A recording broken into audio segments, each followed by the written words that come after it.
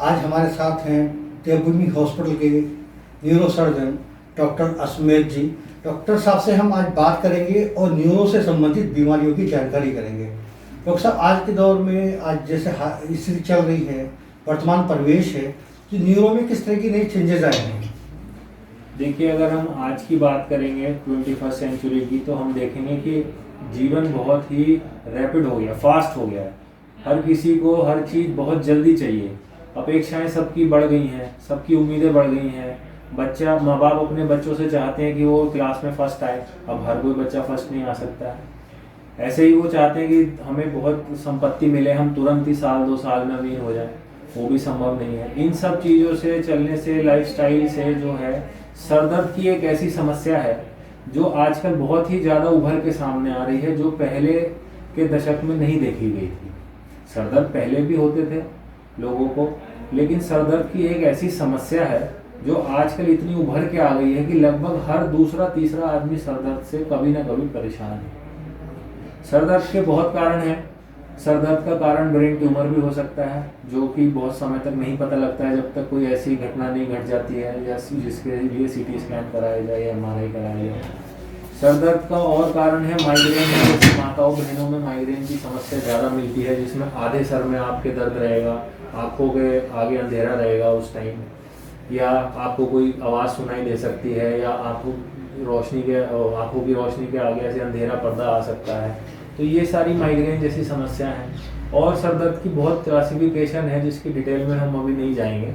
लेकिन जो एक सर दर्द का कारण है जो आज के समय में बहुत उभर के आ रहा है, वो है स्ट्रेस, तनाव, मानसिक तनाव जिसे आप बोल सकते हैं। उसी की वजह से लोगों में क्या हो रहा है, सर दर्द हमेशा बना रह रहा है, उनका काम में मन नहीं लग रहा है, रात में उन्हें नींद नहीं आ रही है, बहुत देर लेटे हुए हैं बिस्तर पे, आंखें खोल के छत देख रहे हैं, पंखा चलते देख रहे हैं, फ़ोन का इस्तेमाल बढ़ गया है। फ़ोन का इस्तेमाल भी एक ऐसा कारण है जिसकी वजह से सर दर्द और रात में नींद ना आना, ये सारी समस्याएं बढ़ती जा रही हैं। और ये नींद आपकी पूरी नहीं आएगी। जो आपको एक निर्धारित समय है सोने का, जो भगवान ने एक वो बनाया है सिस्टम कि आपको दिन में काम करना है, रात में सोना है, अगर वो पूरा नहीं करेंगे, आपका अगला दिन आप फ्रेश नहीं महसूस करेंगे। आपको हमेशा लगता रहेगा कि जो है आज मेरा मूड ठीक नहीं है, थकावट मुझे रह रही है, मैं आज काम पे ना जाऊं, छुट्टी ले लूं, आराम करूं, किसी से बात ना करूं। तो ये सारी समस्याएं जो हैं, कहीं ना कहीं ये सब मिल के एक जो टेंशन वाला बात है, जो तनाव है, जैसे मानसिक तनाव, टेंशन, स्ट्रेस, और भी कई नामों से आम उसमें जीवन में बोला जाता है।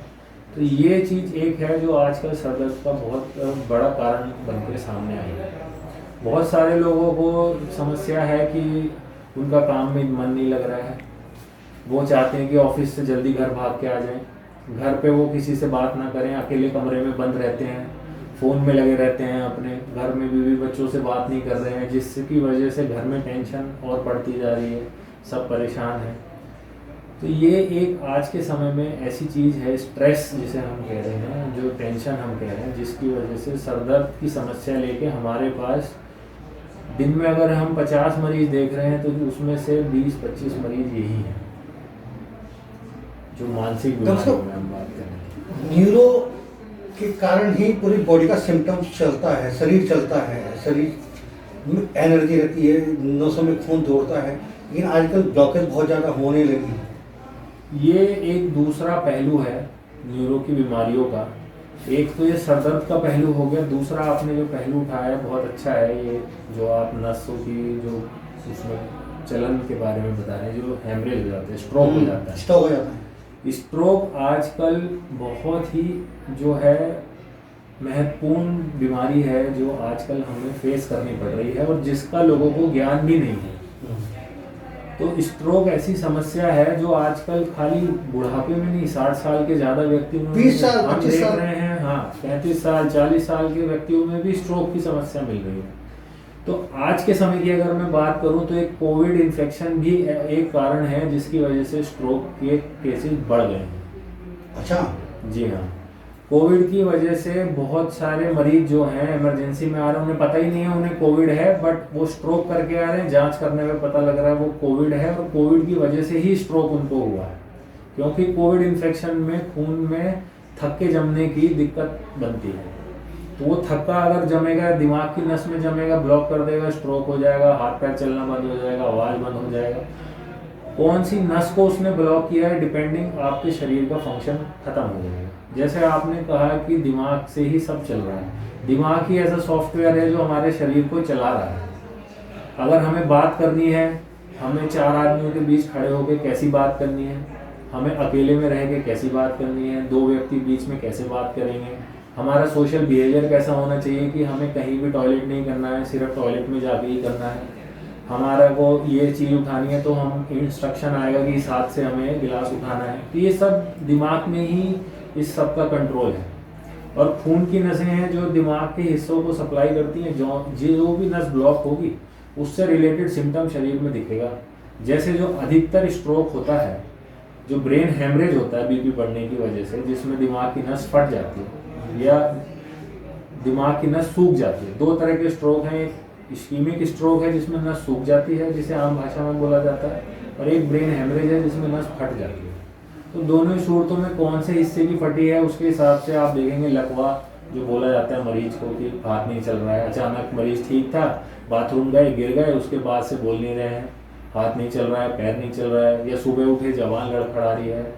तो कोई भी ऐसा लक्षण जो तुरंत आया है, बिल्कुल ठीक मरीज में एकदम आ गया है, जो पहले से ज़रूरी नहीं है कि आप बीपी के मरीज हैं या आप शुगर के मरीज हैं, आपको पता ही नहीं है कि आपको बीपी है बहुत साल से, तो ये अटैक ही है जिससे आपको पता लगेगा कि आपको क्या समस्या है। तो कोई भी ऐसा लक्षण जो आपको लग रहा है कि सामान्य तौर पे एक आदमी में नहीं होना चाहिए, उसकी डेली रूटीन में ये चीज़ नहीं है, और वो सामने आता है, तो तुरंत ही अपने पास वाले नज़दीकी हॉस्पिटल में जाएं और संपर्क करें। डॉक्टर साहब, एक सबसे महत्वपूर्ण बात आजकल युवाओं को लेके है कि युवा जो हैं उनमें वीकनेस की बहुत ज़्यादा समस्या आ रही है। वो किस तरह से आपके पास क्या रिपोर्ट है, क्या स्थिति है, कितने मरीजों की संख्या बढ़ी है, घटी है, किस तरह से है? बिल्कुल, ये युवाओं में जो वीकनेस की आपने बात की है, ये आजकल बढ़ गया है। जैसे मैंने बताया फास्ट लाइफ है, टेंशन स्ट्रेस इतना है, तो इस चीज़ का फ़र्क युवाओं में ज़्यादा है। क्योंकि आप देखेंगे एक क्लास में अगर 20 बच्चे हैं तो हर कोई फर्स्ट नहीं आ सकता, हर कोई जो है टाटा अंबानी नहीं बन सकता है, सब अपनी योग्यता के हिसाब से काम कर रहे हैं, लेकिन चाह सब में है कि मैं टॉप पे जाऊं। तो ये स्ट्रेस की वजह से जो है, स्ट्रेस ही ऐसा है उन्हें आगे बढ़ने का, एग्ज़ाम पास करने का, अपने माँ बाप का नाम रोशन करने का, दुनिया के सामने अपने आप को दिखाने का, या और भी कारण है, वो सब टेंशन की वजह से जीवन में इतना स्ट्रेस है जिसे वो सोच नहीं रहे हैं, लेकिन वो है, वो उसे मान नहीं रहे हैं कि मैं टेंशन में हूँ, लेकिन वो उनको सता रहा है।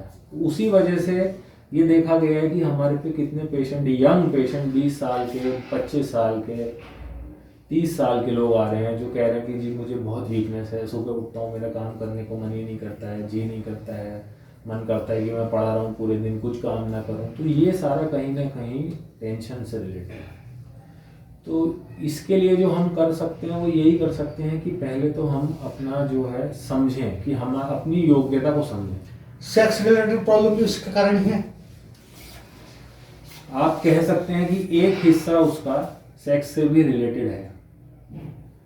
आपका जब बहुत जो है, आप बात करेंगे, आप जो सेक्स विशेषज्ञ हैं, एंड्रोलॉजिस्ट हैं, हमारे यूरोलॉजिस्ट हैं डॉक्टर, उनसे बात करेंगे तो उसमें भी वो बताएंगे कि एक साइकोलॉजिकल पार्ट ऐसा है, स्ट्रेस वाला एक फैक्टर ऐसा है जिसकी वजह से हमारी जो क्षमता है वो कम हो जाती है, या तो हमें तनाव उतना नहीं आ पाता है, या हम उतने लंबे समय तक सेक्स नहीं कर पाते हैं जितने समय तक पहले कर रहे थे। तो ये सारी समस्या हैं जो आजकल उभर के आ रही हैं, और कहीं ना कहीं स्ट्रेस इन सब से ही जुड़ा हुआ है।